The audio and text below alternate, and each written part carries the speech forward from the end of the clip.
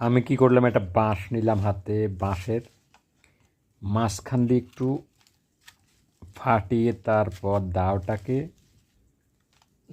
দেখা যাক সেটিং করে নেব। এবার ঠিক আছে। এখন আমি কি করব, আগে সেটিং করে এলো একটু আরও, যদি আমার গায়ে যাতে না পড়ে স্যুটে, সেই জন্য আমি এটাকে ট্রাই করা হয়ে গেল। এখন আমি নিয়ে যাব এটাকে কোথায়, এখন নেব গাছে, একটা কলা গাছ আছে এখানে, ওই যে দেখতে পারতেছেন কলা গাছটা, দেখেন আমি কী করব। এটা মাঝে কলা আছে কিন্তু কলার থোর রয়ে গেছে, মানে মুচি রয়ে গেছে। এবার ঠিক আছে।